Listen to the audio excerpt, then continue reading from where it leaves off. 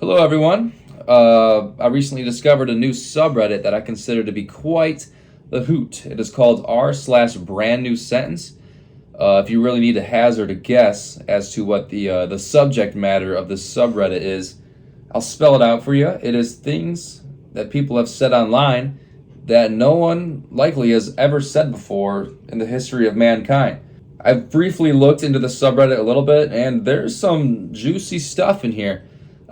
Formerly, when I've done my old Reddit videos, I always go through the subreddit, pick stuff out that I want to talk about, kind of write down what I want to say, and then do that in order.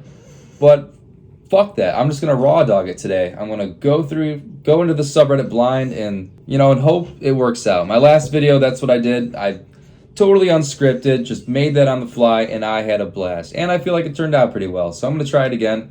And, hope I go 2 for 2. So, we're going to jump right into what's hot right now. Alright. Every sentence in this description is brand new, it says. Okay. Inflatable toast mattress. Breakfast in bed? No. Breakfast is the bed. Sleeping on this giant 6x7 inflatable toast mattress is likely to make you dream that you are a pat of butter and that you are floating down a river of freshly brewed coffee. In reality, you should not use the inflatable toast mattress as a flotation device, nor should you expose it to excessive heat. The piece of toast is made of plastic, not bread, so if you wake up and smell burning toast, you are probably having a stroke. You know, if I was part of the marketing team for this product, I'm not exactly sure that this is how I would go about this, but in college I studied marketing and advertising, and I think this is A1 stuff right here. I firmly believe that in advertising, if you want to leave an impression, you have to make an advertisement that will leave people thinking, what the fuck? And they will absolutely think about it later, and this is one of those things. I have no interest in buying inflatable toast, but will this product randomly pop into my head for the foreseeable future? Probably. That's good stuff. Alright, next up. Let's see. Potatoes are better than human blood for making space concrete bricks, scientists say. I don't know what the fuck this means. Literally in no way, shape, or form do I have any idea what this means. If there's anything that's going to make me feel like I'm having a stroke, it's this sentence right here. I'm going to move on before my brain goes haywire. This one is titled, Thanks, Florida Man. The lionfish is destroying the Florida coast. Now they're learning to fear the Glock. Extreme outdoorsman introduces invasive lionfish to a Glock 17.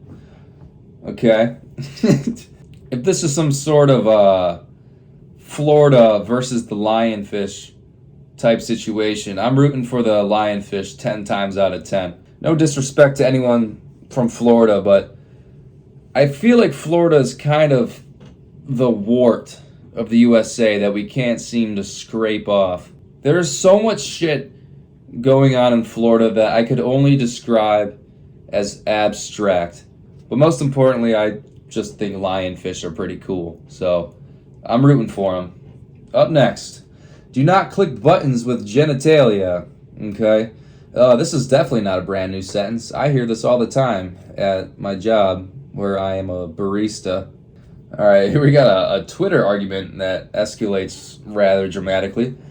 Jackson says, Americans still not knowing India is an Asian country is funny to me. Then Tex replies, no one cares, for which Fishiki, for which someone else whose name I cannot pronounce, responds, invert your intestines and decorate yourself like a Christmas stocking off a ceiling fan. Okay, what we got here? This is a tweet. Insane that spiders don't immediately die when you hit them with something the size of a shampoo bottle. Like if you whacked me with a Ford Explorer, I'd obviously be dead instantly. I feel like shampoo bottles very specific. My first thought would have been, I don't know, a shoe, a flip-flop, but then again, so was Ford Explorer. I don't know, you could have just said car. But I do appreciate the specificity, if that's a real word.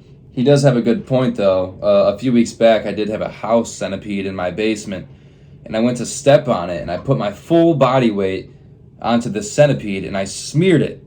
And I saw the smear spread across the floor. And after I lifted my foot, it proceeded to scurry off. And to this day, I am downright flabbergasted by that. And it sent chills right down into my butthole. And I never ever want to think about that again. So, moving on. A cup of ice cream simply cannot compare to the heavenly experience of the waffle cone.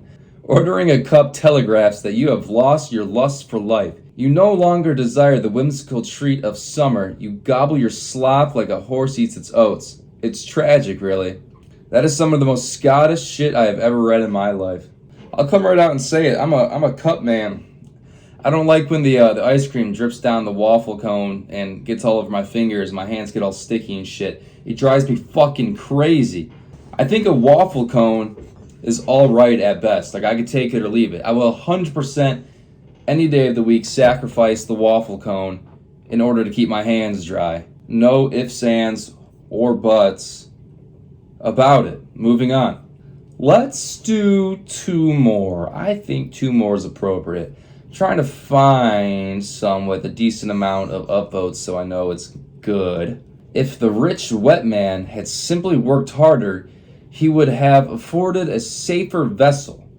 We can't have every rich wet man lost in colossal darkness lest they start to look for handouts. The invisible tentacles of the free market will save the rich wet man. I think it's safe to assume he's talking about the whole Titanic sub thing. But what a weird way to phrase it.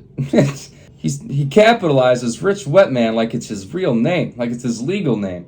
I don't know if there's some sort of profound message he's trying to